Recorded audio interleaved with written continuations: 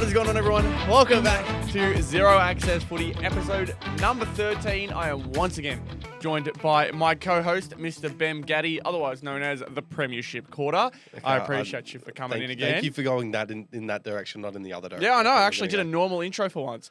I was just thinking you're probably not in the mood for it this week. Nope. With how it's all gone. I've noticed no paraphernalia. In fact, I think this is the most plain clothes I think I've ever seen you. You literally match the background. I didn't even notice that. You just blend in like camouflage. Yeah, exactly. They've got the green pants to show for it. Let's look at round 10. Perfect. That's. I'd rather not look at round 10, but you know. Thank you, Ethan, for making that look very slow and I pointed at it hoping it would happen as it went, but no, I don't have that much power. We're going to look at one of the best rounds in a really, really long time. Mm-hmm. I think only really topped by the previous week, which is crazy to think. We've got ourselves the Suns beating the Hawks up at Darwin, 104 to 96. To combined total of 200 points scored, 16 goals to 15. Just a high-scoring affair. That was a lot of fun to watch. That. Suns are fun to watch. Oh, they really are. And we're going to talk more about them today, which... for the few Gold Coast fans, if any, that listen to our podcast. That one's for you, baby. All right, we've got, in general, though, it was very much one of those quick back-and-forth games, like high possession counts, loads of meters gained. If it wasn't for another performance happening 2 days later, John Noble's performance would absolutely be the best of the round. He had himself a 1,001 meters gained game.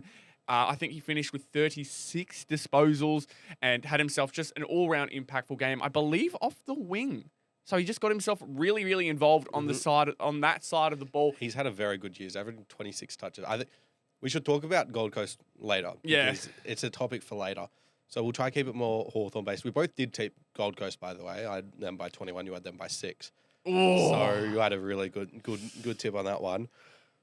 For Hawthorn, though, it's again a couple weeks where they just haven't hit their best. Like, they've had a lot of injuries, and they rested a lot of players this week, and they still pushed one of the best teams all the way. So it wasn't a bad performance by any means, but I think with their defense lacking, they got Barras back this week. Battle was still there. Sicily, who's going to be a player we need to talk about. Weddle's still there. I think Scrimshaw played this. Actually, no, Scrimshaw didn't play this week, but they still got their key backs there, and I thought they didn't defend as well as they could have. And I think that's an issue that they're going to need to talk about. Obviously, their ball movement hasn't been great this year, which is a big reason as to why they were so good last year. But their defense has been very lacking, I think. I'm looking here within the Hawthorn group, so I like that you mentioned Sicily because unfortunately for this game, he just became a human stepladder. Yeah, the poor bugger. But Ginnivan had moments where he'd pop up. Newcomb was just all around fantastic. He's been really stepping up as that type of leader that Hawthorn need. One of those young mid leaders that they're looking for. Carl Amon off the back line, kicked a goal, 30 possessions. That's not too bad from your half-backer. Dylan Moore's done okay, but outside of that, it's just Marbior, Chol, and Nick Watson. So their forwards really did well, as you can see on the scoreboard, but I don't even know if there's anywhere you can really fault them. You could maybe say the back line, because Ben Long's kicked 4. Like even here, Blake Hardwick kicked 3. Their forward lines actually performed so well. Nick Watson had a really good first half, but I thought in the second half he went missing a little bit. Kicked 3 goals for the game, but it was all in the first half. Well, that's kind of what players of his caliber do. They're flash players, right? They're there to give you a bit of momentum, to swing games your way, and they're also opportunists. When the opportunity arises, they take it. And I think while there were plenty of opportunities, and Hawthorn did capitalise on plenty of opportunities during that game, it just seemed like they weren't for Watson in that second half. While first half, it was. And that's why they play him. That's why they put him in that best 23, because he is one that, the minute that he can get himself involved into the game, it flips everything. It flips the whole game on its head. Same goes with Ginnivan. So the fact they've got 2 players who both did pretty decently. Like Ginnivan, 22 possessions is quite good for someone who usually just hangs around as a small forward. The fact that they didn't come away as winners is... I think it's more testament to Gold Coast, really. 100%. They held strong. This is the second game in a row that they've held strong. And so good on them. Really, really exciting football from both sides. And I think, a fantastic way to get your weekend started. I think for Hawthorn, is just a little bit of a wrap. They started 4-0. They're now 7-3. So they're 3-3 in their last 6 games. And those wins have come against Melbourne, Richmond, and West Coast. So just a little bit of concern there. Yeah, absolutely. I don't remember who the losses are from, but considering one of them is Gold Coast, who is now sitting in the top 2. It's Gold Coast, Geelong, and Port Adelaide. Port Adelaide's one to definitely be concerned about. But we'll move on from there. Swans defeating the Blues. Unfortunately, this is just another... for Blues fans, it's another one of those performances that they're just getting used to, where they put themselves up for the challenge and then just drop it themselves. This isn't too much Sydney. I mean, we've seen how poor Sydney have played at times this season. They straight up just got carried by Heaney and Warner. Yeah. Like, those two were fantastic. Like, genuinely unstoppable. I don't think Carlton really could have done anything more to stop them. This game could have really gotten much more out of hand if Heaney was accurate. 2 goals, 5 for the man. Exactly. That was a fantastic game for sure from him. No, absolutely. And the Swans definitely would love that. And it makes you think, what's the impact going to look like when Errol Goulden comes back into the side? Because if they're that dependent on their star players, Goulden's going to take them somewhere at least. Yep. He's going to play a massive part in what they like to do. So it means they'll be able to go back to what they enjoyed doing so much last year and what made them so successful. So don't count them out of the top 8, but they're definitely making and fighting the hard way at the moment. I think a loser of this game before going into it could have very easily been like, okay, this is our season, really, it's getting off track here completely. Sydney would have put them completely out of finals. And now Carlton losing this game, because it's the same story that we've seen multiple times this year, it's becoming a worry. Like, look at Heaney's game. He had 38 touches, 9 clearances, and 7 scoring shots.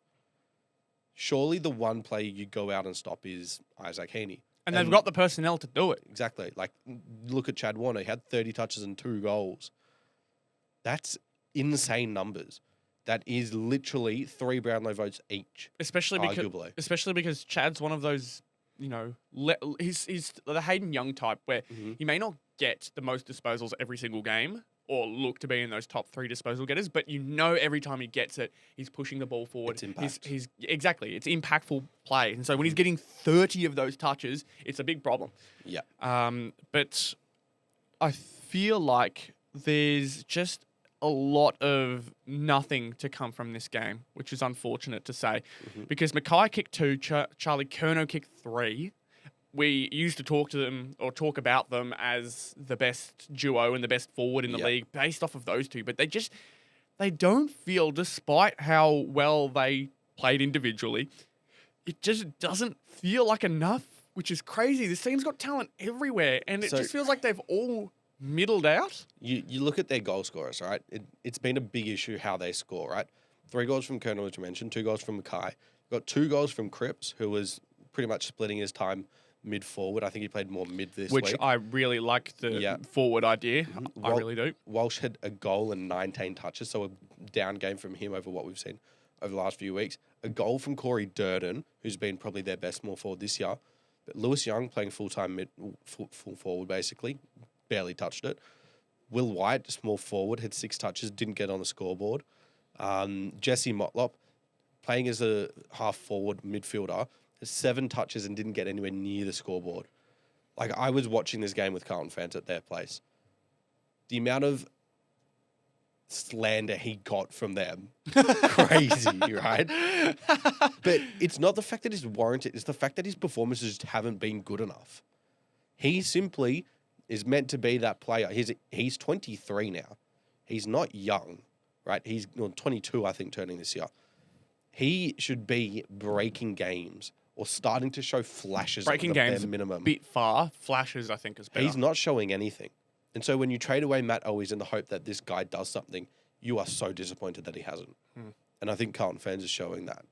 Yeah, well, I think for both sides, it kind of represents a bit of an up and down season so far. We'll move on to the first Saturday game at the MCG. This was one that was really exciting, personally, to see how it went, because a lot of people were expecting it to be close, but it was quite 50-50 in terms of which side it landed on. I think, did I land... You went Pies by 12. I went Crows by 9. Man, I'm 2 out of 3 for close calls. Man, I did not expect to be that close. Yeah, we both did tip Blues, so... we both tipped Blues. Both tipped Blues. The Blues one. Yeah. But I tipped the Pies one correct. That's what I'm thinking. The ones I've gotten correct have been really close. But who cares? Pies beating the Crows by 10. The only real standout player it felt like in this game, Jordan Dawson. Ate the game apart. There's no other way to describe it. It's just, now that I've seen it, the forward line situation maybe isn't as... I still think it is one of, if not the best forward in the comp, but it was pointed out the way that they came in and strategized this game was not ideal for the Adelaide's usual forward line structure. Because of the wet and windy conditions on the day, 3 tall forwards, despite them being as good as they are, 4 with Daniel Curtin, right? Yeah. With 4 tall forwards, and sure, you could say, you know, the likes...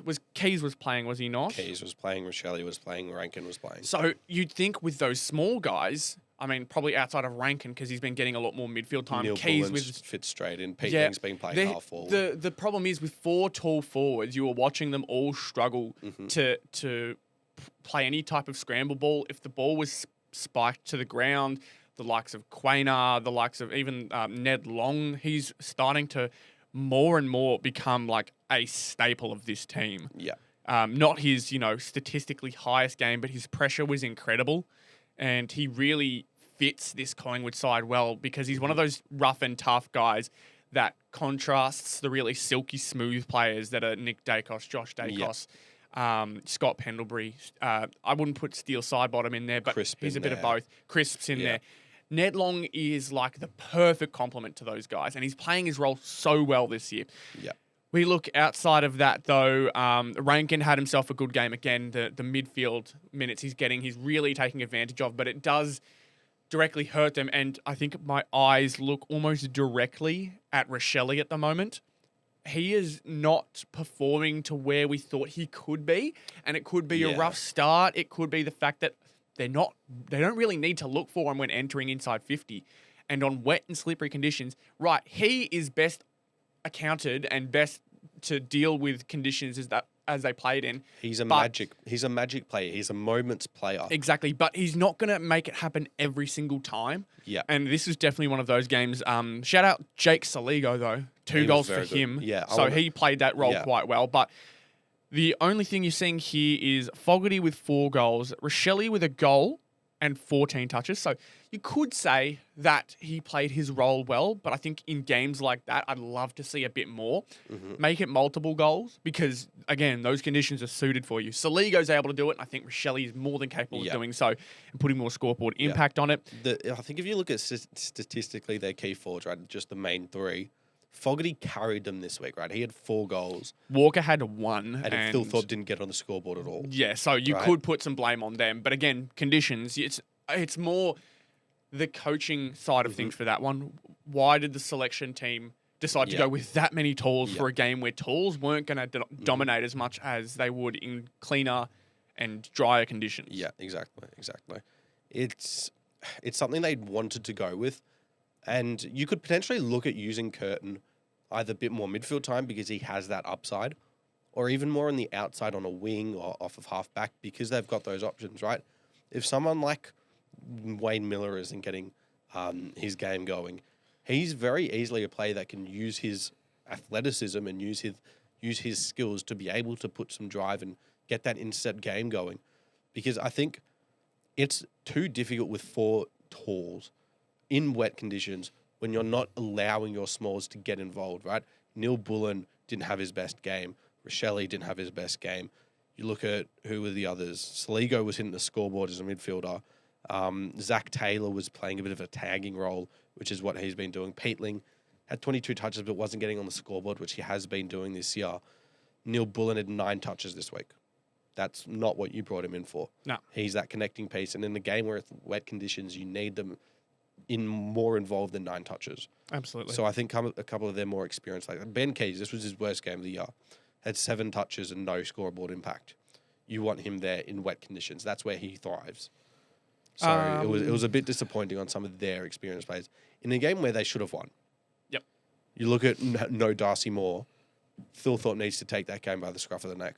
And I think with 4 talls, he has to get up the ground a bit more. because you can isolate Walker, Fogarty, and potentially They Curtin. have the opportunity to. That's the thing. Not many teams get that chance to isolate Yeah. so well. So one of them needs to take initiative. But it arguably takes away from their best key forward doing that. If Thilthorpe's the best one to get up there, you've then got 3 key forwards who all want the ball sitting on their head, right? Curtin's a great leaper, but he's too young to be able to get the forward craft. So he's just going to be jumping in packs. Yeah. Walker's a great leader. Fogarty's a great leader. But when you've got the guy who just takes players, it just ruins their forward structure, I think, more than what they thought initially. Yeah, that's fair. We'll move on to the other Adelaide game, which also involved a loss. We've got Yartapulti being defeated by the Cats by 76 points. Embarrassing. This was really, really... When your team is being led by Ollie Wines... In 2025. Brownlow medal winner. Yeah, in 2025, right? That's the big takeaway. Is Yeah. that when he's considered one of your best players on the day, that's a big problem. Yeah. Cameron had a field day, 7 goals for him. Always which is tortures the Port Adelaide. first time, I think, or maybe his second time this year where he's been able to really tear a game apart. I think Cameron's played well this year, but he's played more within the structure of Geelong than any other year, I reckon. And this was one of those games where he was just able to tear it apart. Yeah. We haven't seen many players being able to tear a game apart as much outside of really Jesse Hogan this year. You've seen a couple 5-goal games, but now we've seen a Hogan 7. I think we've seen a Hogan 9 as well. Saw a Hogan 9. And now we've got a Cameron 7. It's starting to open up a bit more. And obviously, like, this was just a really tough performance from a team that should be much better than this. Yeah. Fun fact, Port are now in the bottom 4. That is insanity to me, considering where they've been the last few years and where we know the talent comes from with this team. Yeah. Right, we expected this team to be pushing finals and fighting as hard as they could, maybe even a bounce back, because I know they were trying to... They weren't in the prelim last year, were they? They were in a prelim, They did That's get right, in the prelim. they beat Hawthorn to make Yeah. the prelim. And you know That's what's crazy? insane drop-off. That's insane drop-off. You know what's crazy? What's crazy? They traded away their first round pick this year to Gold Coast, I'm pretty sure. Oh my God. So what you're saying is they could pick up Zeke Hewland without even needing to bid or match anyone, right? We talked with Dillon last week. They traded away and get more picks. They could do that too. That's just... It is not the season they expected, and there is too much talent on this team for this to be happening. On the other hand, Bailey Smith doing Bailey Smith things with this team. He is rejuvenated off that injury. Just insane. Yeah. Grind Myers, fantastic from him. Blitzar was able to win the ruck duel against Dante Vicentini. So, I mean, not the craziest matchup, but at the same time, a win's a win. Yeah. Mark O'Connor, a fantastic game. Looking around here, nothing else. It's more a typical Geelong system game, just wiping them pretty That's much. it. At Adelaide Oval too. Yeah, That's exactly. insane. We won't need to talk too much more about this. This is just, unfortunately embarrassing for Port fans. We move, though, to another Upset. surprising Jeez. one. I don't know what to think of either of these teams anymore. I'm so sorry. I'm really ruined your ears We there. had the Giants winning by 40 to 50 points in this game. Both of us. I don't get it. Some games are just impossible to... And it's in NG know. Stadium. I know. Lots of home teams losing by unimaginable margins at the moment. It's so and it gets worse confusing, this because game. Finn Callahan's going to miss some time with I a believe up dislocated to shoulder. 4 weeks. So Oh, man. you know what's crazy in this game? You know what's crazy in this game? Who was arguably best on ground for Fremantle? Shea Bolton. Arguably. You know who else was? Luke Jackson. Without, you know who? Sean Darcy. Sean Darcy. So, once again, don't go with 2 rucks. I think is it that simple? Well, it now looks like because... Well, Luke is now... There's been that rumour as well that he wants to go back to Melbourne. He's wiped that off there. He's not actually wanting to go to Melbourne. Good for Fremantle. Yes, very good. Sean Darcy can go. Exactly, yeah, correct. Sean Darcy You could can trade go. him to like The problem Geelong. is they should have done this earlier and got more value out of him because Yeah. now there is damn near no value for Correct. Sean Darcy as much as there would be. A team like West Coast could probably use him. I'm Yeah, trying to think. Geelong would Geelong want will get want him. anybody. Yeah, but at the exactly. same time, it does fit them quite well. Yeah, I'm sure GWS, they've been interested in a couple of ruckmen with Briggs not having bets here. I want to talk about something, though. When we're talking about Fremantle's structure now being really good with 1 ruckman and having a more flexible forward line, does this not teach a lesson to Adelaide? Where you don't have that really tall lineup and you do have that flexibility with more smalls. We're seeing the best teams in the league at the moment rely on small forwards to win them games, right? You look at what Brisbane are doing. Look at their small forward fleet. Look at Collingwood's small forward fleet and how their key forwards just get it done. That is what's winning teams games. Hawthorn is arguably the biggest example. Rely on your small forwards because they do so much for your structure and they provide so much flexibility to how you can play. I think that's very much why Fremantle were able to get back in this game. This was Frederick's best game. He kicked 3 goals. This was Bolton's best game. He kicked 3 goals, 3, right? They were getting involved in the game, and I think that's really important. Absolutely. For sure. And I'm trying to look here because, Sarong and Brayshaw have been as good as they've been all season, really. Mm-hmm. It's just been everything around them that has struggled. Luke Ryan's always one that is he's kind of like the poster boy for Fremantle's struggles this year. It's just been like, what's happened with him? Yeah. Because he legitimately was a good one-on-one defender, but now he's just good for a kick-in. Yeah. Again, that was also them going really tall, right? You look at Pearce, Cox, Draper, and then Ryan. When they're just going Pearce, Cox, Ryan, and then Chapman as that sort of medium player, I think that suits him a bit better with his role because that's when he can get the role of being interceptor. Yeah. So I think that's a bit important for them. But Bulldogs, in one of the most embarrassing displays by Essendon I've ever seen, wiped the floor with them in that first half, and it was just never close. Oh, my God. It was never close. I was watching this one, and I was just counting Dale's disposals. It got to that point where it's not even worried about the score anymore. You're just like, yeah, kick the goal. Now let's get it to Bailey Dale. That's basically what it became to me. Matthew Kennedy has sparked some more debate on the best recruit of the year as well. Mm-hmm. I've seen people put him first. I still think it's Smith, but Kennedy is now. I think he's 2. I think he's definitely top 3. I think given the role Smith has played, like Kennedy doesn't need to be the best midfielder. Bailey Smith does. But he's playing like one, which is insane. That's the thing. He's got the freedom to be able to. I think if you put him in a Geelong system, he's not doing what Bailey Smith does. Yeah. Whereas I think Bailey Smith could very easily be doing what Matt Kennedy is doing. So I think that's sort of the levels with that. But again, let's laugh at Essendon. We called it. Okay. No. Did we both say big wins? I said Dogs by 60. You said Dogs by 30. You combine it. That's still not even where it is. Oh, my.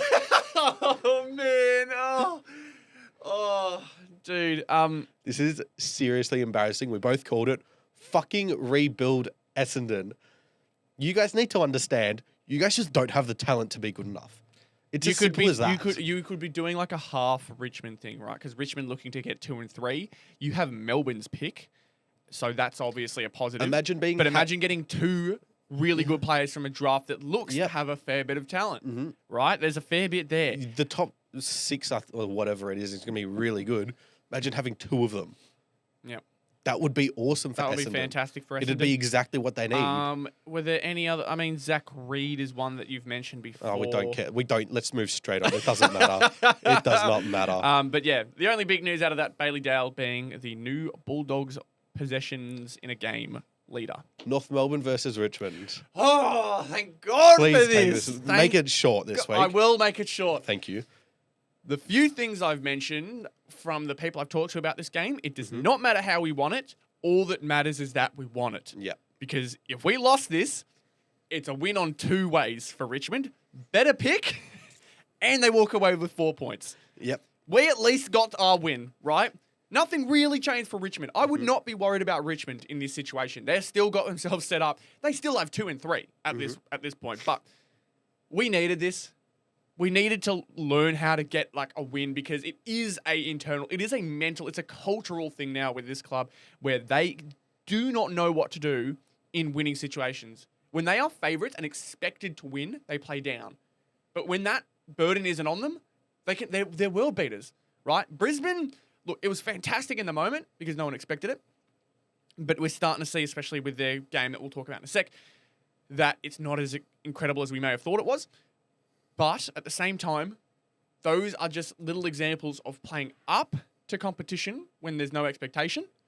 But as soon as that expectation kicks in, they start playing down. Richmond very easily could have taken this one, but 4 points is 4 points. You just got to be happy with it. And that's what I am. One thing that I just realised potentially this year, you mentioned Richmond potentially having pick 2 and 3. West Coast will have pick 1 and 2 if Oscar Allen leaves and they get compensation for it. Essendon could have like pick 4 and 5. Realistically, with their own pick. Gold Coast have Port Adelaide's pick, which could be pick 6, and then they could also have their academy player being pick 7. This top order of the draft is looking to be insane. Crazy. Not even for the players being picked, just the order of the picks. It looks to be insane. Yeah, whoever's finishing like just below them is not going to have fun because they could get like pick 10. Like if you include Max King, who was talked about, it could genuinely go out to pick 10 if you were originally pick 4. It could be insane. But we'll move on to Lions versus East in another upset game. When I saw Oscar McInerney being 8, I was so close to changing my tip to Melbourne. Both had Lions by 50 this week. We both thought simple game. The way Melbourne defended was really impressive, especially in that second half. I thought Brisbane controlled and were able to move the ball freely, but Melbourne really locked that down. The one thing that always happens between these two teams is the way that Jake Melksham goes to Harris Andrews and always shuts him down. It's just a simple matchup that Melbourne always do, and it always works. It was so visible this week too. Yeah. It almost always happens to where Jake Melksham has a good game against Brisbane. You remember that game where he kicked the game-winning goal with a minute left? I think so. Yeah. Like it just happens. So we'll be talking about Brisbane in a little bit because there are some issues that we have. But for Melbourne, impressive win. And I think the way Clayton Oliver's playing is pretty impressive. He's going to the best midfielder, sort of using that to get back to his best a little bit. It seems to be like a base point, right? Yeah, They call him a tagger, but you watch the way he plays. He's not tagging anyone. Yeah. He's just using it as a starting point, sticking with him, and then he goes and does his usual midfield role. Yeah. I think he just needed a bit of rejuvenation. And sometimes it is as simple as those little mental things, right? I need a role. I need something to do. If I don't have something to do, then I feel like I'm wandering aimlessly and I don't have any purpose. So sometimes just realigning it is enough to get players back on track, and it seems to work. It seems to be working at the moment for him. Yeah. Not happy. Walich Marawa versus Yoro Yurok. If you want to go see my review on it, or actually an entire Saints perspective on it, go watch the Saints Nation podcast on YouTube or Spotify if you're an audio listener. After this. Definitely after this. Yeah. I knew it was coming, though. I did tip Eagles by 11. And you know what that means? I need to stop tipping against you when we're tipping against, or betting even, when we're betting with your team involved. Correct. I need to stop doing it. You do. That's all right. Next week. No, you're going to do it this week. We're making a bet for the Saints-Suns game. Oh, Jesus Christ. What are you going to say? Saints are going to win it, aren't they? Yeah. Yeah, of course you're going to say that. Where are they playing? Playing at Marvel. Oh, yeah, no, Saints are winning that. Yeah, no, I'm not fighting you on that one. Okay. Only positives, Rowan Marshall, blinder of a game. Jack Sinclair, Jack Higgins. Sinclair wasn't great. Higgins, 5 goals, second in the Coleman medal. And people are saying, oh, he's having a good year. He's having a fucking fantastic year. He's averaging almost you lost 3... by 28 to the West Coast Eagles. He's averaging almost 3 goals a game as a small forward. Shut up. That's because he's the only competent player on that team. Shut up. Macca's man of the week. Producer Ethan's had enough. Let's have a look Don't blame at him at my all. top 3 players for the Macca's week. man of the So, week. in terms of my rankings, if you don't know already, Macca's man of the week doesn't necessarily give it to the best of the best players. I do like to give it to different players each time to give them a bit of recognition, although the players, of course, have to play well. So, in my 3rd position, the 3rd best player of the week, I'm giving to Jeremy Cameron. 7 goals. It was against a pretty poor Port Adelaide side. They are in the bottom 4, but at the same time, at Adelaide Oval, it seems to be an oval that they do not fumble at. Like they don't fold under any pressure. They managed to beat Adelaide in a really fantastic game. Now they've smashed Port, right? These Adelaide sides just don't have anything against Geelong. And Jeremy Cameron, I mentioned earlier, he's been playing much more as a system player, it feels like, this year. Playing up the wing, getting more involved in the play. This time, absolutely broke the game apart. He earns the 1 vote, or 3rd place, however you want to call it. By next week, or as well, just before we get to the second play, yeah. by next week, I'll have a ranking of all the Macca's Man of the Weeks. Oh, I'll go back and listen to all of them, and then we will compile who you think has been the best player after round 11. Yeah, but it's all going to be like 3 2s in 1s. No, doesn't matter. Doesn't matter. It's all right. All right. Second place, and the owner of 2 votes. Got to give it to Johnny Noble. Johnny Noble. He's had a fantastic season so far in a new role with the Gold Coast Suns, and that game on Thursday night really showed it off. Yep. Very, very impressive. one of those players who always, I mean, at Collingwood, he always managed to fall under the radar. Couldn't find a spot because that's an incredibly talented team, but he's risen to the occasion under a new club, and he has really found himself in a situation that I think fits him better. I think he found himself being a bit more of a halfback towards the end of his time at Collingwood, if I'm remembering correctly. So the fact that he's getting more wing and midfield minutes is fantastic for him. He's getting his opportunity, and he's taking it with both hands. So he would be number one if it wasn't for the quite obvious number one of the week for me, Bailey Dale. Yes. 49 disposals is a pretty sure way to get it. It's a pretty sure way to get yourself number one of the week in a 91-point destruction of Essendon, as we had shown before. There's not much that really needs to be said outside of the fact that Bailey Dale had his own football that night, and Bulldogs are a genuine threat now. Good point. Very much. Cannot disagree with you there. And you know You're what's damn crazy? right. What's crazy? We are about to get into a very funny segment, are we not? What? Oh, no, never mind. Is Brisbane's slump really that funny?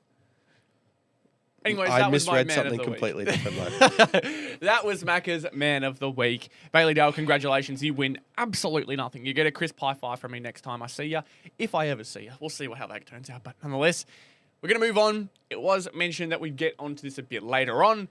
And later on is now Brisbane's slump. Now, it is well and truly something to look out for because they had looked very, very confident on the top of the ladder. They were playing, reigning premiers football, basically. They weren't punishing teams, but they were parking the bus when they needed to, keeping themselves healthy.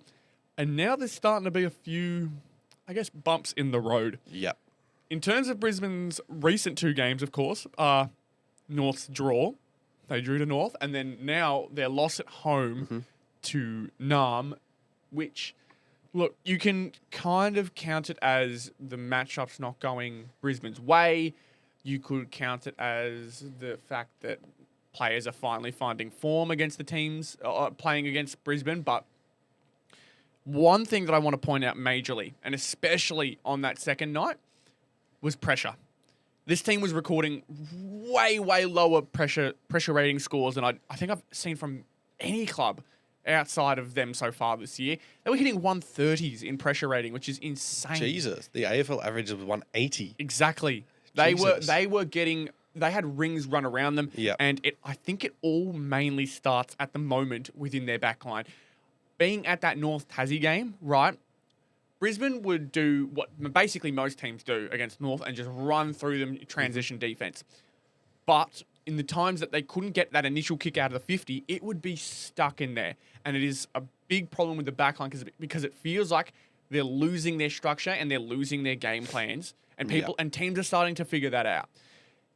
Sure, you can mention that pressure is a bit of an effort thing as well. So you may need to question a few of the efforts from a few. I think the big question for me has been Jack Payne. He's been one that's had a few shaky moments in these last 2 weeks. Not to say that he's definitely not worth his spot, but I think he may need to bring some kind of fire to him next week and really polish up those things because they just happen a lot more often than it's ever happened with this team in a good while. I mean, since basically the start of last year, right? We knew how rough their start was last year, and then they bounced back and got to it. So that's why I'm not terribly worried about how they have been playing. It could just be 2 off games. But as I mentioned with Gold Coast, these are games you've got to take. This should have been 8 guaranteed points for the leaderboard. They could have a really, really good lead in the ladder sense. But they've dropped 2 to North. They've dropped 4 to Melbourne. Right? If it wasn't for so many teams also having those types of games, Brisbane would be, I reckon they could be out of the 4. Yeah, I think this issue could arguably go all the way back to the Bulldogs game in round 5, where they started off so slowly. Went on like a 20-minute stretch. That West Coast game. Yeah, okay. They haven't been great all year. They've just gone over the line. But they've done what reigning premiers do. As I said, they park the bus when they need to. It's just sometimes they haven't come out with the intent and the pressure. And it's been really highlighted in that Melbourne game. Their pressure was so low. Yeah, you look at, so the Bulldogs game, and then you go into a 50-point drubbing at home against Collingwood. Beat St Kilda, but that means nothing. I think you get over the line against Gold Coast. I don't think that was a great performance by any means. you draw to North Melbourne, and then you lose to Melbourne at home.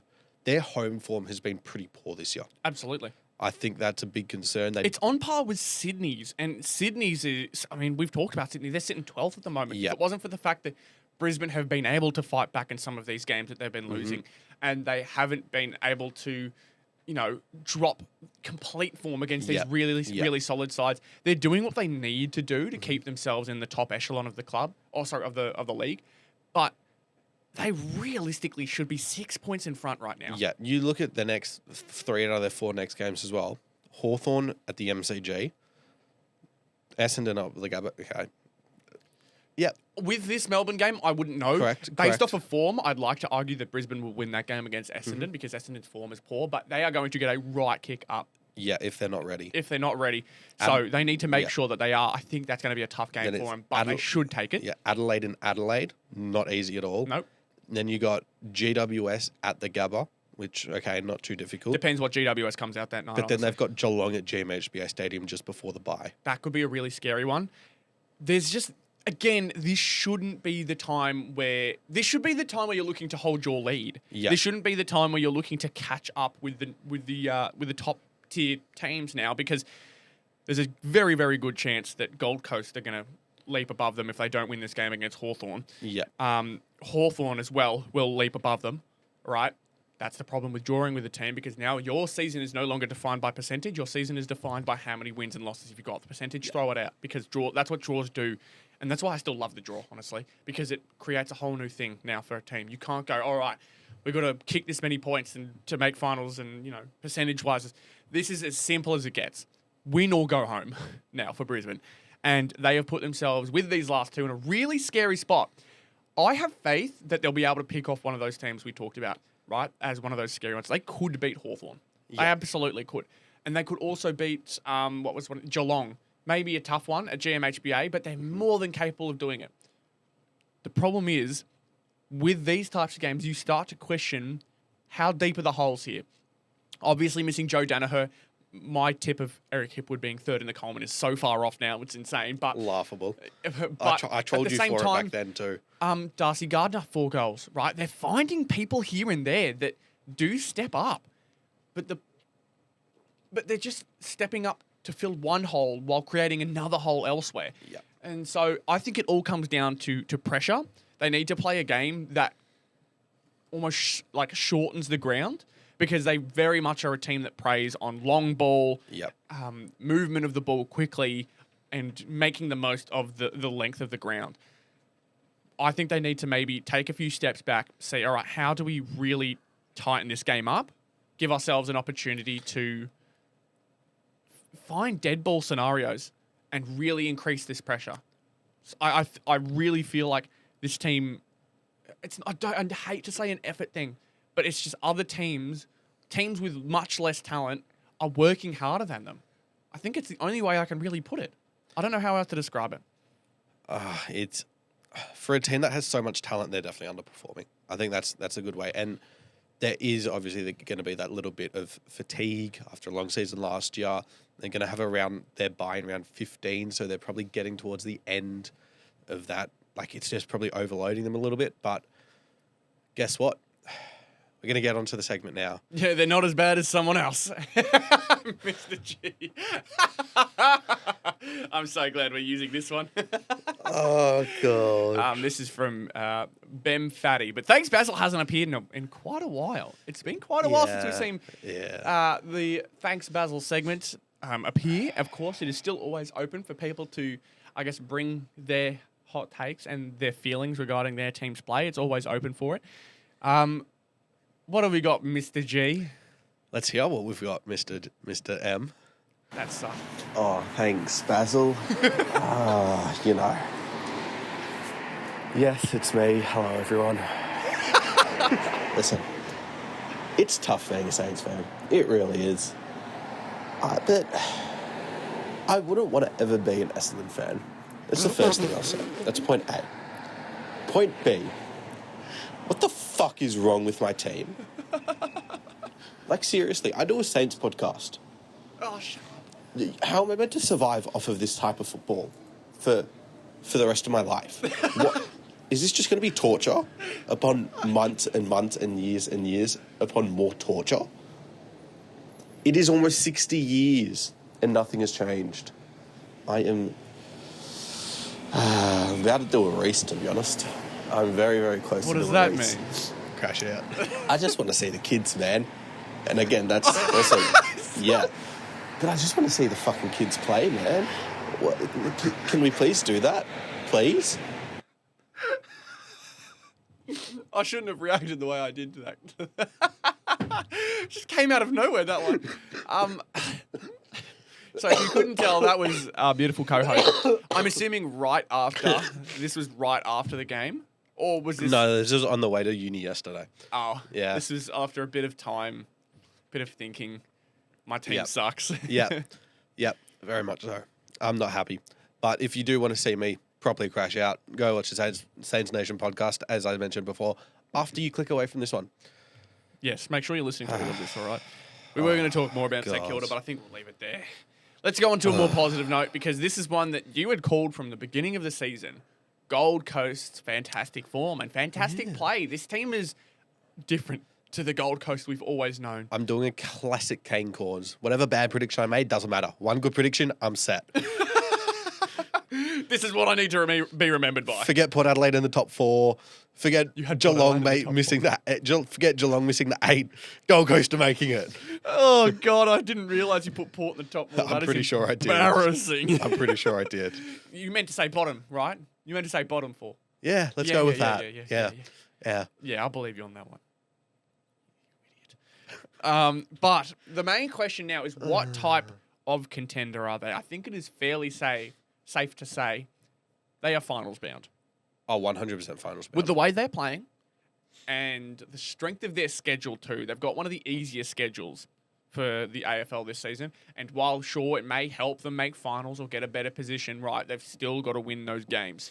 Yep. It's going to be a very, very interesting look at finals this season, specifically with this team. Because if they do make it, as we all think they will, it's their first finals ever.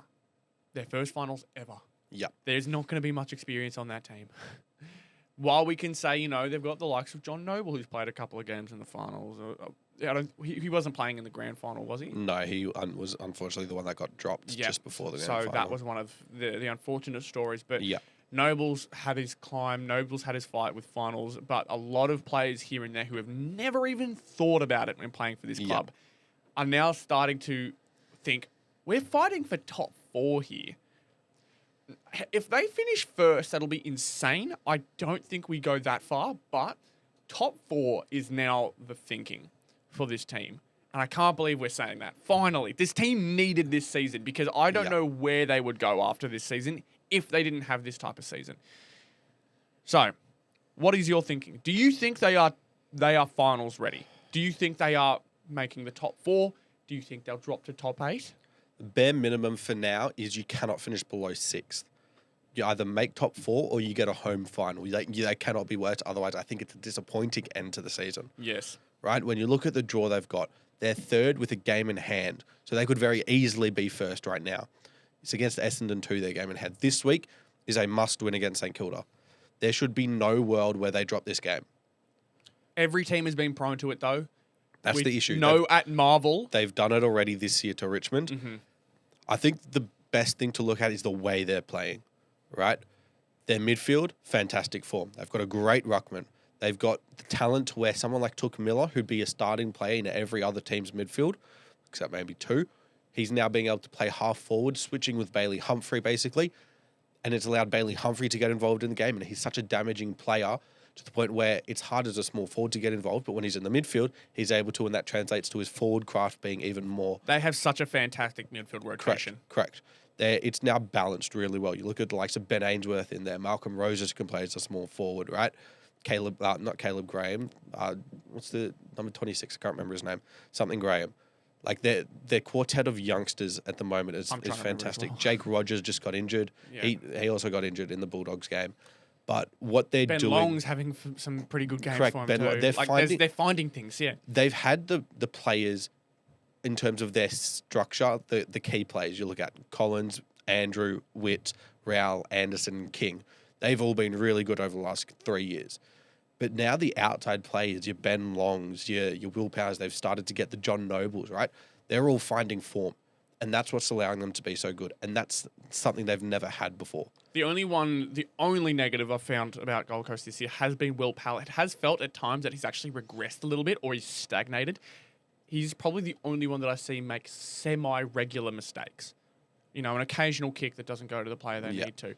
And as it looks like, he's trying to be that linking halfback where, he's one of those ones who could rack up some really high possession games, but he needs to be clean. And he's just not been as clean as other halfbacks have been this season. Yeah. But then again, they've also got Daniel Rioli. That's the thing. They've got Rioli now, who is that. He sort of had to play a bit of both, where he had to be the lockdown, but also be an outlet out of halfback. He doesn't need to do both anymore because they've got Rioli, they've got Noble there when they need to be. They've just got a list. They've got Correct. a really good list now that has realised how good they can be. Yeah. And it's been a club thing for over a decade, basically since inception, nearly 15 years, that they have realised, right, this can't just be a place where young talent goes to die. No. Or young talent goes to start their career before they head off elsewhere. Yeah. They've finally started to bring something together. And credit to Damien Hardwick, because not many people thought he'd be the one to do it.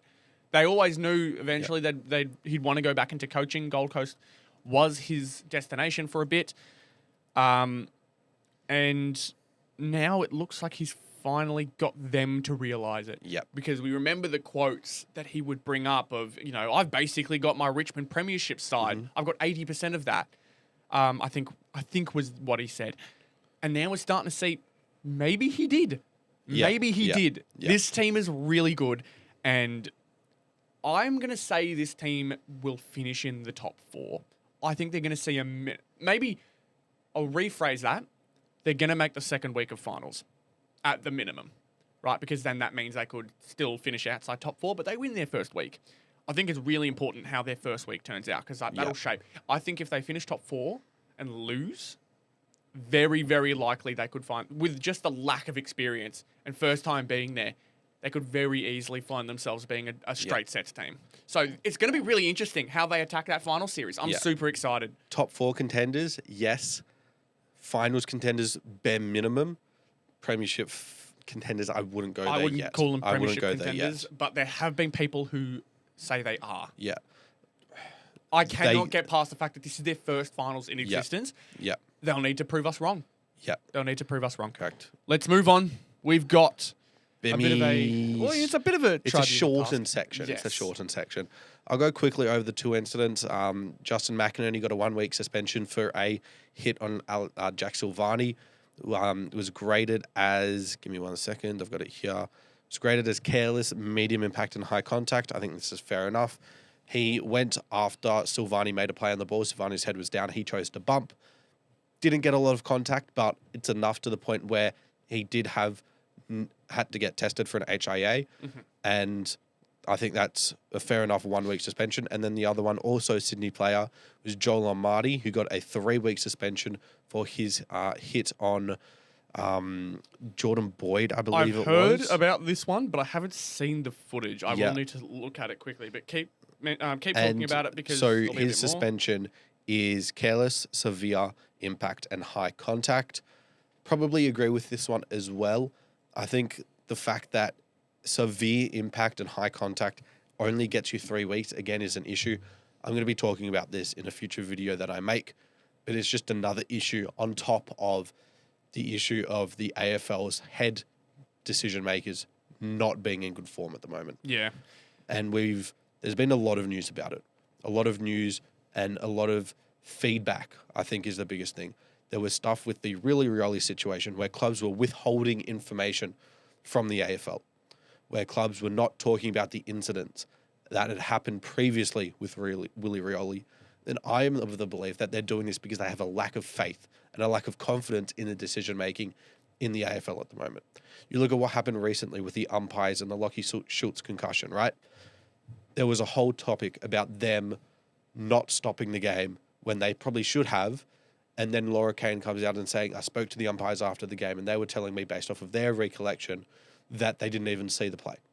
But what came out was footage saying that they had saw it. They were speaking to the fourth umpire, or the fifth umpire technically, up in the rooms, who was saying hold play, or like that's the new process. They have to provide them the information to tell them to stop the game or not. They saw the incident, which is completely different to what Laura Kane came out and said.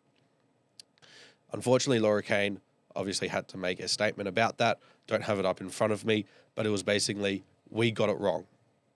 That was the message. We got it wrong. We did not go through these systems in place to make sure we had all the information. And that's a huge issue.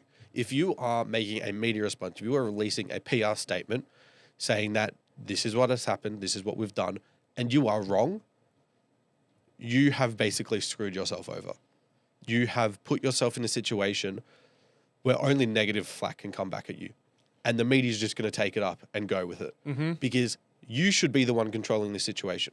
You should not be in the case where when you have access to the footage, just not watching it. You need to be so careful with how you're releasing the information now that this can never happen again. It's almost a bit too casual. So I've got the statement here. It was released exclusively to the agenda setters to report. The statement we released was incorrect, but we were given the wrong information from the umpires. It's inconsistent with the vision. They, the umpires, were going off memory and not the vision, and we should always look at the vision. All the field umpires from the game have all been coached this afternoon, and they should have stopped the game. Having said that, this is on me. It's the footy department that runs umpiring, and that sits with me. And it feels like such a half-assed, like almost a cop-out. I want to say a cop-out because she does say that this is on me and I take responsibility, but 3/4 of that statement is saying the umpires got it wrong. Yeah. Right. Sure, yes, it does start with you, but you're not really taking any blame. It doesn't feel like it. It feels like you're trying to excuse how they've been trained by saying, or excuse your lack of action with their poor actions. I'm trying to find a way to, I guess, find a good way of how she's trying to explain it, but it feels like a massive cop-out. It really does. And like you said, in the world of social media and the age we're in, you've got to be so careful with the way you say things, right? Her intentions could have been good, but it's clearly not gone well. It's not gone down well with the umps. They didn't like the way they were represented. And it's so important, as much as people, including myself, will bash umpires when things aren't going my way. And we'll have big baby cries whenever, my player doesn't get a holding the ball call. But at the same time, the integrity of the umpires and their decision needs to be respected. Yeah. And how quickly and how, rushed the entire process of throwing them under the bus felt. Of course, that didn't sit well with umpires. They need to feel like, right, they're being backed up. This is not them being backed up. This is them being used as pawns to excuse. It looks like poor decision making. I was going to say lack of action, lack of anything. They're being way too reactive. They're not being proactive. They're not getting out in front and saying, this is what happened and we've got all the information to prove it. They're just releasing statements for whatever reason way too late. And this goes back to, I'll quickly mention, this goes back to a previous thing we've talked about with Laura Kane in regards to the fact that she hasn't stamped herself in any way. Andrew Dillon as well. We talk about Laura Kane here because she is the one that fronted it, but Andrew Dillon as well, and you could even say Michael Christensen, which is the MRO, correct? They have not put anything, it feels like, to the table. We all found out, and I'm sure they give, from the small things I've seen from the inner sanctums of it all, they give a little bit of a heads up to the players as to small rule changes they want to make. So, for example, the fact that the very start of the season, we saw all these 15-metre kicks that have usually called marks, just all of a sudden not called marks. Yeah. No one was explained that. No one found out until, I guess, the first game started that this was all happening. And you could maybe blame that on the media for not really explaining that to the fans. But it's a bit of a nothing thing as well, much like the umpire dissent rule, right? They were in with the umpire dissent rule when it was at its worst, where if you gave an angry look to that wasn't them. That wasn't them? That was the end of Gill. Oh, that was the end of Gill. Okay, fair enough. Well, then excluding that, it's still a lot of these wishy-washy things. And maybe that's not even just something we have to look at in regards to just this particular reign of ownership within the league. It needs to be something where We're looking for general improvement, not these wishy-washy, let's change something this season. They haven't made an actual impactful change yet. A positive, impactful change. Correct. What positive impact does not calling 14.5-metre kicks? Yeah. So we talked about this before, as you mentioned. When Laura Kane, it came out that Jeff Walsh was hired onto a permanent basis after a 6-month play. That clearly showed a lack of confidence. The clubs fed off that, and that's why, as I mentioned, they probably didn't release the information about the Willory stuff. You now look at how they've handled the umpiring decisions. Surely Jeff Walsh is now involved in that, where he's probably the one telling Laura Kane what to do, but because of whatever reason he has to be behind closed doors, he's not the one fronting up to the media. It's got to be Laura Kane.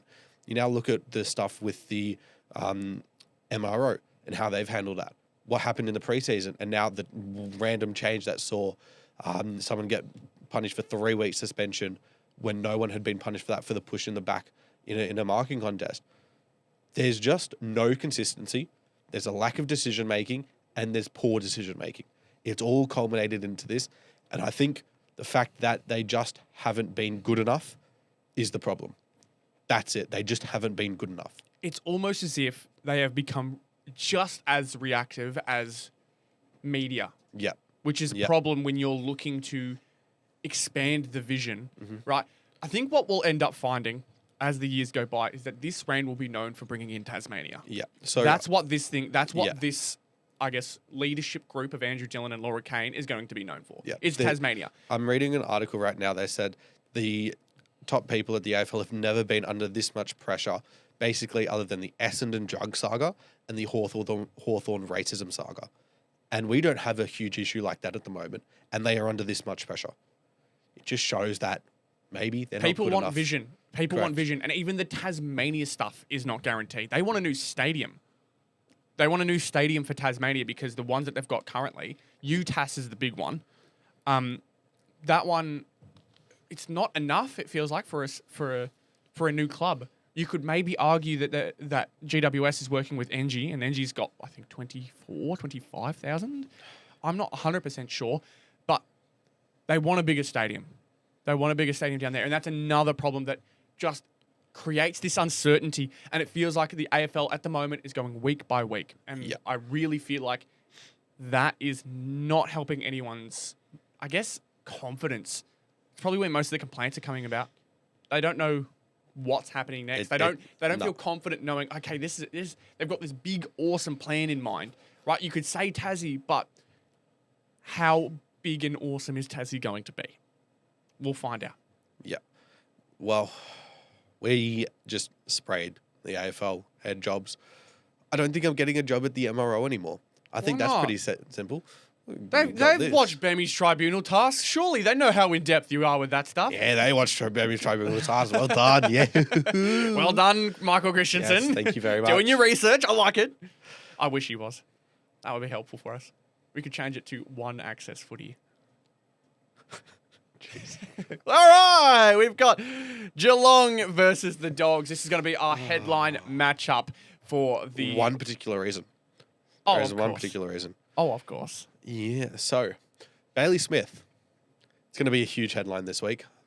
Everyone's looking forward to this game. As soon as it was mentioned after the Ballarat game, as soon as Bailey Smith had said, Yeah. you don't get this at Ballarat, you could tell that, he's stirring the pot. And I think I know what it's for and the reasoning behind it. He just wants to, make the game more exciting.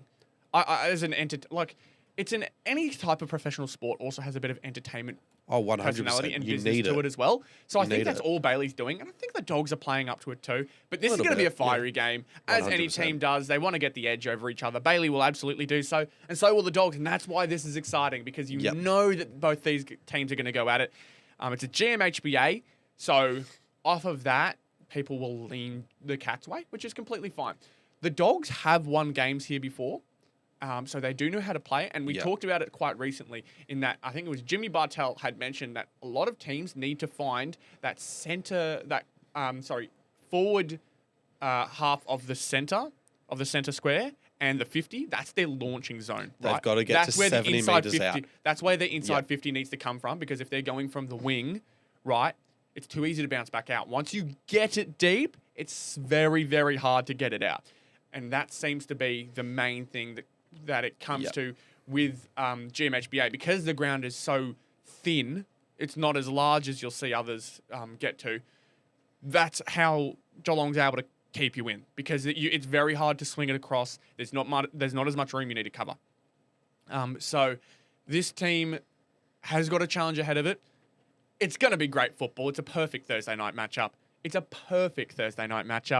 And I feel like we are bound for 3 fantastic weeks of footy in a row. 100%. When you look at this game, Bulldogs midfield, I think, gets on top.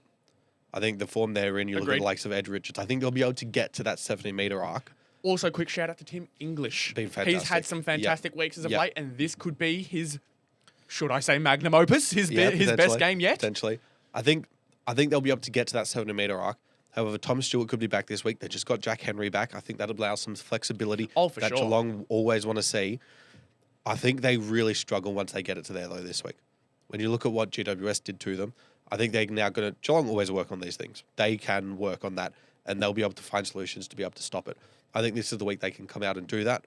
I am favouring them to win slightly, and then the fact that they're at their home ground, I think, gives them a 2-goal advantage. I think they'll probably win by about 10. That's my prediction. I'm coming out and saying that. But I think it's going to be a fantastic game. I think they'll just be able to defend.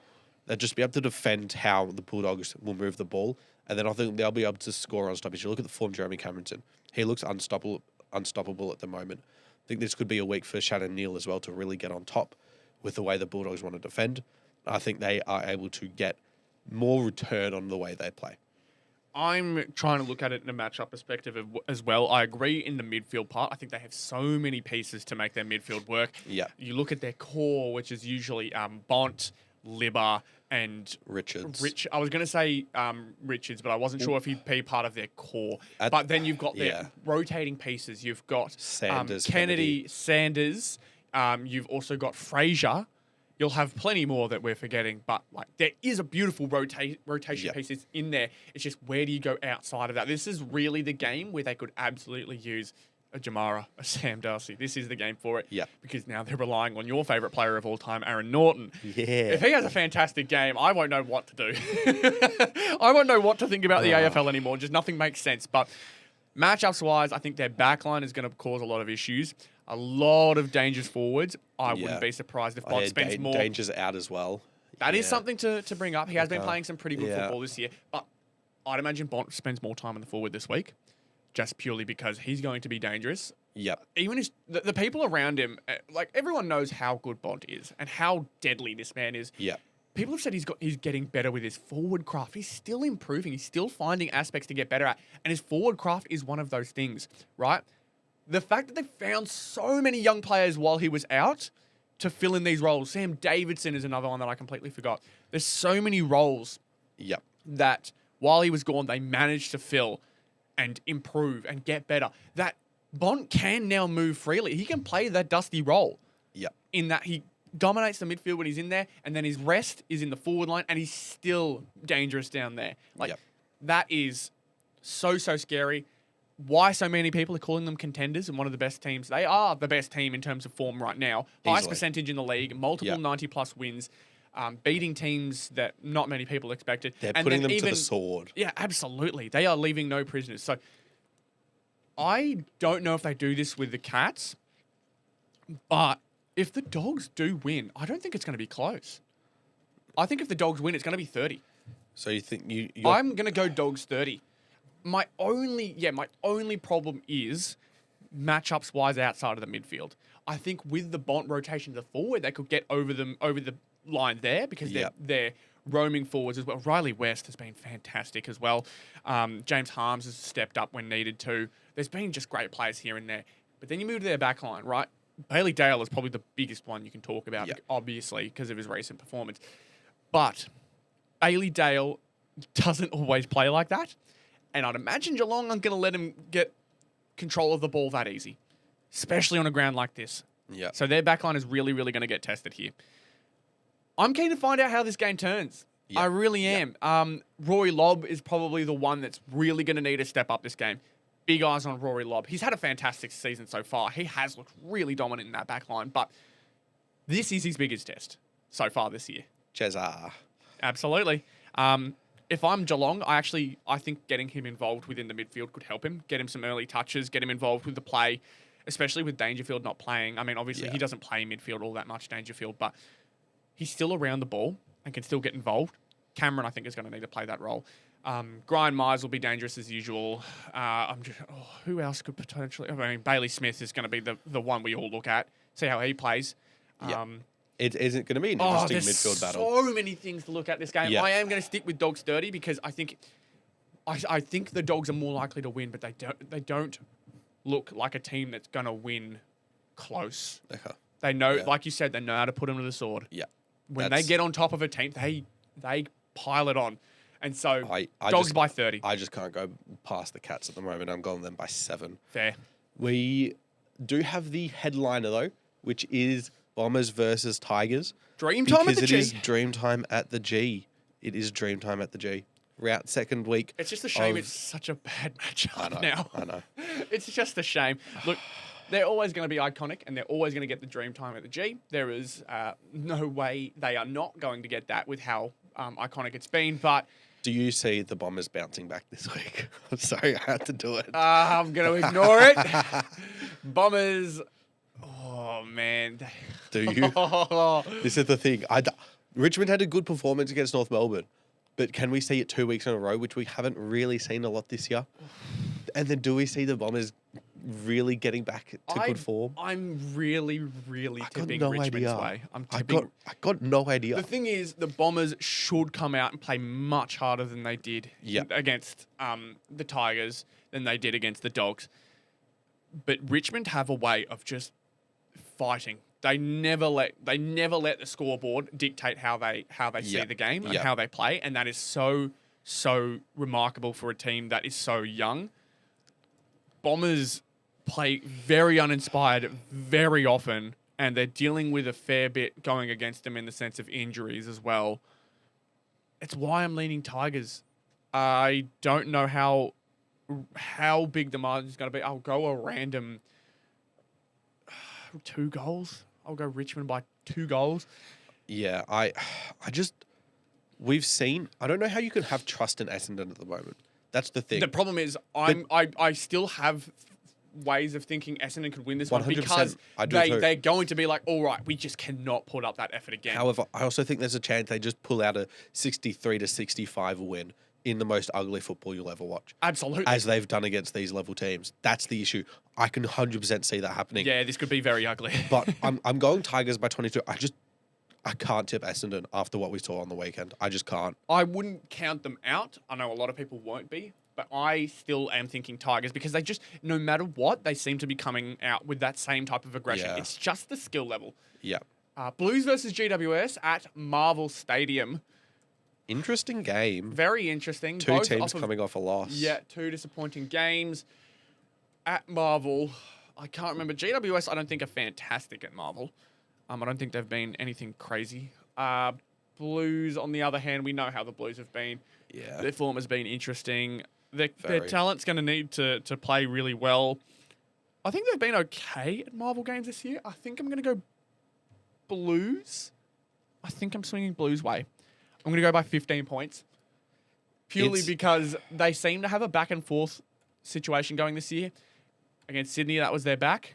I think this is where they take a step forward. They look to be the classic mid team this year. The all-time mid. If Silvani plays because he did have a groin injury, I do see there being a chance where they just cannot defend Hogan because I don't know if Wiedering goes to him. I don't know if McGovern goes to him. I don't know if Haynes goes to him. It's going to be an interesting matchup, that one. But Callahan's also not there, which is a big concern for GWS. Yep. The way that their midfield works, he's a huge part to it. With their midfields trying to get back and get that supportive run carry, which is the Orange Tsunami. It's not going to be there this week, which is going to be tough. But I think I agree. I don't think GWS really play too well at Marvel Stadium either. But it is clean condition. I don't know. I think this... Yeah, I think I'm going Blues. Yeah, I'm going off of momentum with this game because Blues do have that back and forth mentality at the moment. You know, they take one step back, but they work just as hard to put that step forward. GWS seem to be completely you cannot tell what they're going to bring out, really, is what I'm trying to say.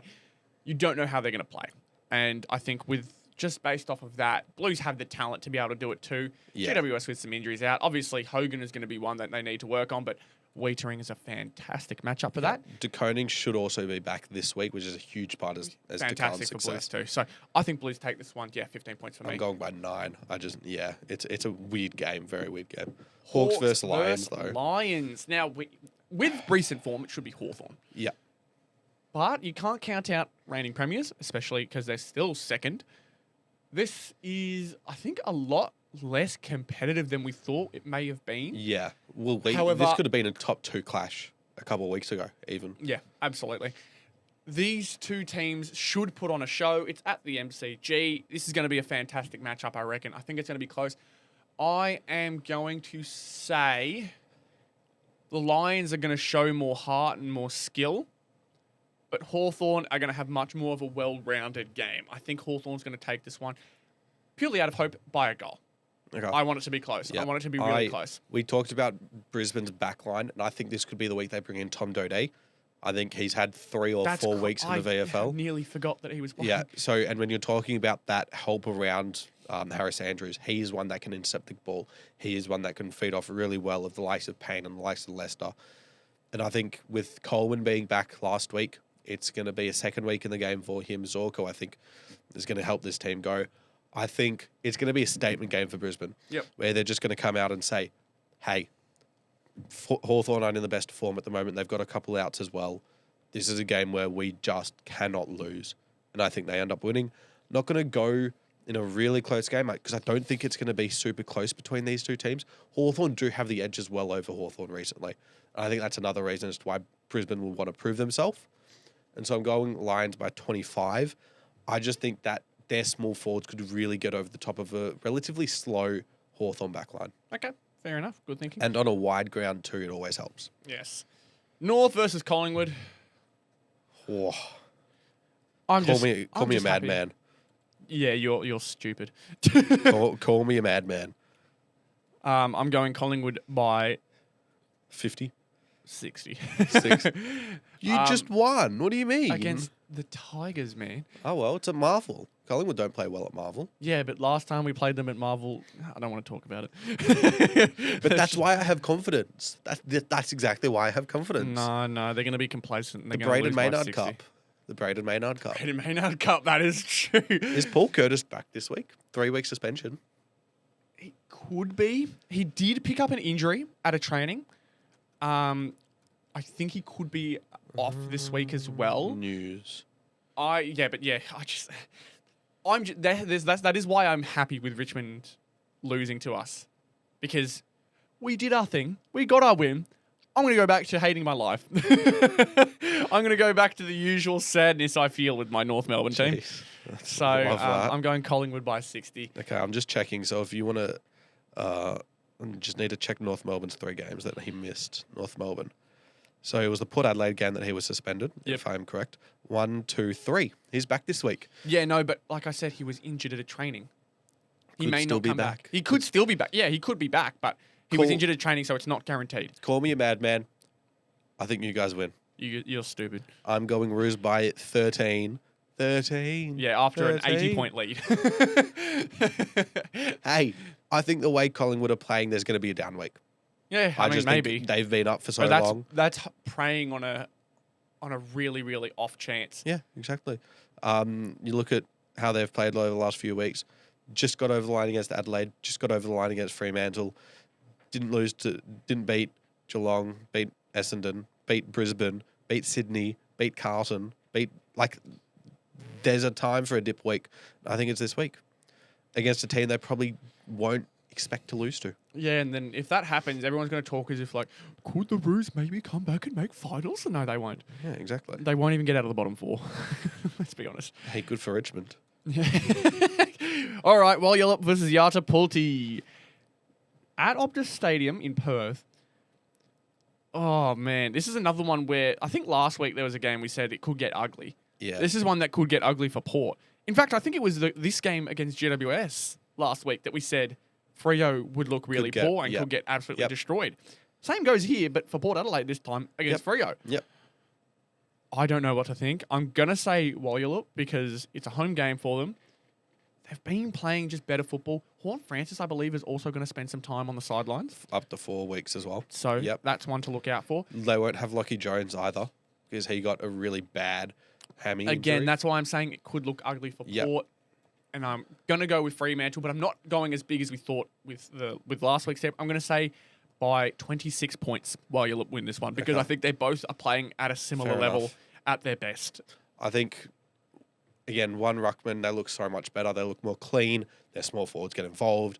And you don't, if you're letting Jeremy Cameron kick 7 and you're losing arguably your best defender this year, and Lucky Jones, who's been fantastic, I got no hope for Jai Amos is going to kick like 2 moment. goals 7 though. That's compared to Jeremy Cameron. Josh Tracy will kick 10 goals though. To be Yeah, honest. right. Like he could very easily do that. So I just got no faith in Port Adelaide. Yeah. So after what they dished up at home against Geelong, it's at Optus as well. It's just it's going to be weird. I'm going Dockers by 45. Adelaide versus West Coast. This is a major, I guess, sports bet difference. $1.05 to $10.50.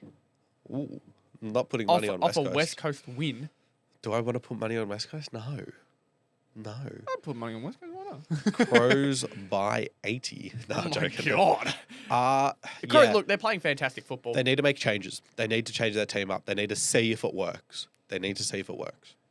And we'll find out whether West Coast is complacent as well. Honestly, that West Coast win may have been the best possible time to win for Adelaide because they may catch West Coast off guard. Yeah. West Coast may have found something that works and that worked against St Kilda, but they'll just find out what St Kilda did wrong, and they'll have the capacity to patch that. And it's at home for Adelaide, so I'm going Crows by 37. I'm going Crows by 55. I think this will be a game that Phil Thorpe torches West Coast. I think this is the game where he kicks 6+. We'll find out. Nam versus Sydney. Mm-hmm. Ooh, MCG. Sydney are the favourites by 15 cents. That's a very close game. Definitely not expected with how it was looking or how we expected the year to go. These were completely polar opposite teams. Yeah. But they are 2 spots between each other on the ladder. I am going to say Sydney. They do have... I was not expecting that, to be honest. They do have the capacity to take it. They also do have some favourable matchups here and there. I mean, again, the midfield with Melbourne has been performing much, much better. So credit to them for that. But we're thinking of the likes of Chad Warner off a fantastic game, Heaney off a fantastic game, and then you look around it. They do miss Marty, so that's one that they've got to... That's my concern with what we've seen out of Sydney with only got one key forward. It's not good, and that's my concern with it. That is fair, but I'd also say that there's going to be some things here and there. I reckon they could move the board around to see some other changes. We'll need to see something from Will Hayward, because he has been okay. But obviously with St Kilda's form, they probably want a little bit more out of him. Yeah. And then they've been trying new guys here and there, new positions here and there. Sydney's year has been very, very, I guess, different. Different is the best way I can describe it. But Melbourne, off of a very, very gutsy win, they absolutely could take it to him. And Fritsch is, I wouldn't say finding form, but he came off as a super sub. Or he came on as a super sub even. And with fresh legs was able to play a half-decent game against Brisbane. Not at all the Fritsch that we remember him to be in the premiership year, but there is a world that I see Melbourne absolutely destroying Sydney. And I mean destroying, purely based off of circumstance. And that's where I'm definitely not destroying, but I just think, again, Noah Marty completely hurts Sydney's structure. Even though Heaney and Warner are so good and can carry this team, I don't see them being able to do it every week. And Melbourne's form is really good at the moment. They're actually in good form. And I think that they'll be able to continue that. And I see them upsetting Sydney again this week. I just don't see the consistency in Sydney's form. They're not going to be able to get McDonald back. I don't think McLean can do anything by himself up forward at the moment either. So I'm just seeing that Melbourne have more answers than Sydney. I'm thinking they're going to need to play a calamitous game, as in like really, really scruffy, to the ground, hard-nosed football. Because if they try to find targets, right, Stephen May is one that's always going to be a problem. And then you've got... Lever's back. Lever's back. They've got things to stop them Yeah. from being a, find target team, and they don't have many options as is in targets to hit. Yeah.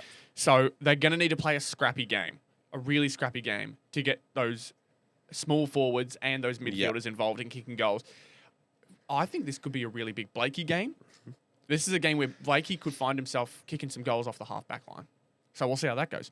Yeah. And then finally, Euroke versus Gold Coast. I want to hear your prediction for this one. Saints by 11.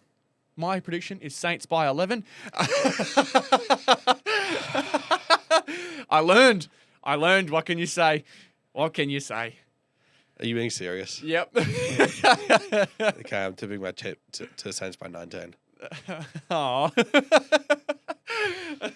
Look, We're going to fucking win, and I don't want to win. Look, the problem is I really do see it.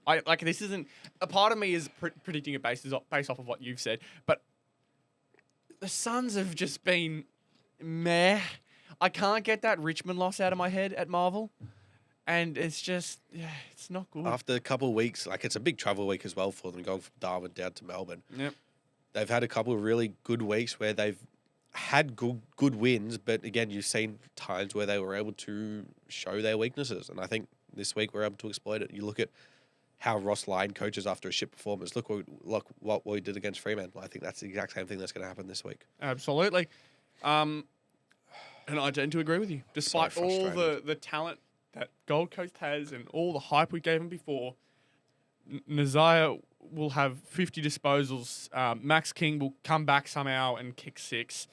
Jack Higgins will win the Coleman in just this game, and the Saints will take To be fair, it is top 2 in the Coleman going head to head. It is. Whoa, that is a crazy stat to think of. How is this game the one that has the top 2 in the Coleman? Saints are goated. That's That all I doesn't can make say. any sense. All right. Whatever. That's all we've got for today. So, as I mentioned at the beginning, we have 2 new places that you can listen to us on the go in case you're not much of a Spotify person. We've also got Amazon Music and the free iHeartRadio app that you can listen to. And, of course, we've got our regulars, Instagram, TikTok, and Spotify, as we said before. All of these ones you can find us at Zero Access Footy. We appreciate you guys tuning in for another fantastic episode, and I appreciate you, Behm, once again for giving me your beautiful Saints reactions. That's so... God, you suck. All right. Nonetheless, I appreciate you all once again, and I hope to see you again next week. We do plan to have more... Don't say peace just yet. We're not done. We've got a few more things in mind as well in terms of guests. We appreciate all the support from the Dylan Alexander episode, so... Keen to see who else we can get in, and keen to see what other conversations. There is a couple guests loading. Woo, There's a couple guests loading. Very excited. They don't care. They're not watching. We might as well finish up. All right, whatever. See you later. Thank you very much. Goodbye.